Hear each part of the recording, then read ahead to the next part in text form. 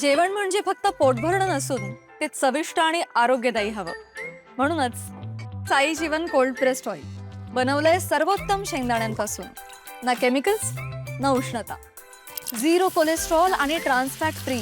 प्रत्येक थेंबात शुद्धता, चव आणि आरोग्य. म्हणजेच तुमच्या हृदयासाठी आणि कुटुंबाच्या आरोग्यासाठी उत्तम. आजच साई जीवन निवडा, कारण आरोग्याला शॉर्टकट नसतो.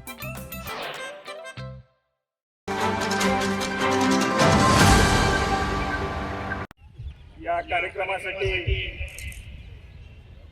प्रमुख पाहुण्या म्हणून उपस्थित असलेल्या कोल्हापूरच्या महापौर आदरणीय गुरुपराणी निकम वहिनी, उपमहापौर अक्षय जरग, नगरसेविका अर्चनाताई कोराणे, माजी नगरसेवक उत्तम कोराणे, माजी उपमहापौर जरग, सत्यम कोराणे,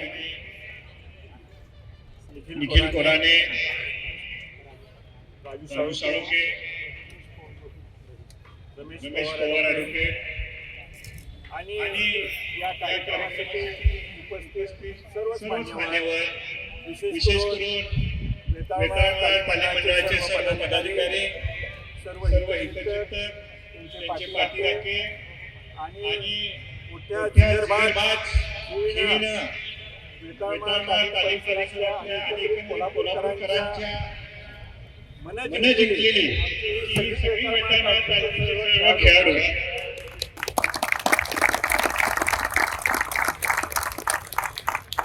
याला म्हणतात कोल्हापूर. असा कार्यक्रम मी फुटबॉलच्या माध्यमातून या देशाच्या वेगवेगळ्या भागामध्ये जातो माध्यमातून. पण आजपर्यंत असा कार्यक्रम झालेला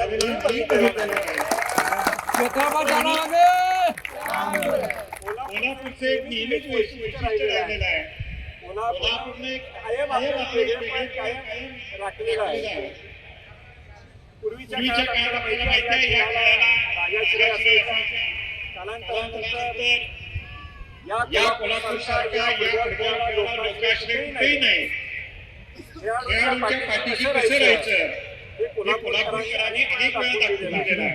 आणि त्यातलाच एक भाग म्हणून एखादा संघ ए डिव्हिजनमध्ये पहिल्याच वर्षी येतोय आणि त्या पहिल्याच वर्षी एखाद्या नामांकित स्पर्धेचं विजेतेपद पटकावतोय. ही अतिशय उल्लेखनीय कामगिरी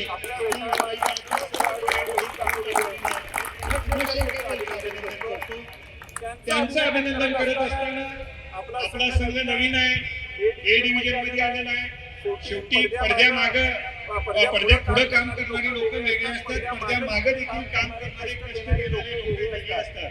आणि म्हणून मला माहिती आहे, निखिल असतील, राजू साळुंके असतील, ही सगळीच मंडळी ही या टीमच्या उभारणीमध्ये अतिशय खूप कष्ट घेणारी मंडळी आहेत.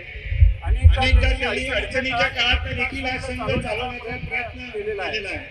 म्हणून हे सोपं नाही आणि आज तुम्ही या मुलाच्या पाठीशी एक प्रोत्साहन म्हणून एक त्यांना ताकद देण्याचं काम किंवा एक या कोल्हापुरामध्ये एक आदर्श घालून दिलेला असं म्हटलं तर वावगं कोल्हापुरातच नव्हे, या महाराष्ट्रात खेळाडूंच्या पाठीशी कसं लोकांनी उभं राहावं हा एक उत्तम उदाहरण देशासमोर घालून दिलेला आहे, क्रीडा रसिकांच्या समोर घालून दिलेला आहे असंही म्हटलं तर काही चुकीचं नाही. आणि म्हणून यासाठी ज्यांनी सागर कोराणे असतील,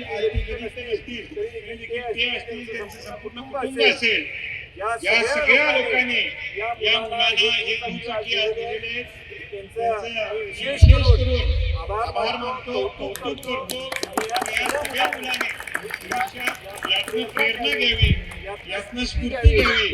आणि आज हे तुम्हाला मिळालेलं आहे म्हणून आता हा खेळ एवढा पुढे तुम्ही समाधान मानून चालणार नाही. आणखी तुमची जबाबदारी वाढलेली आहे.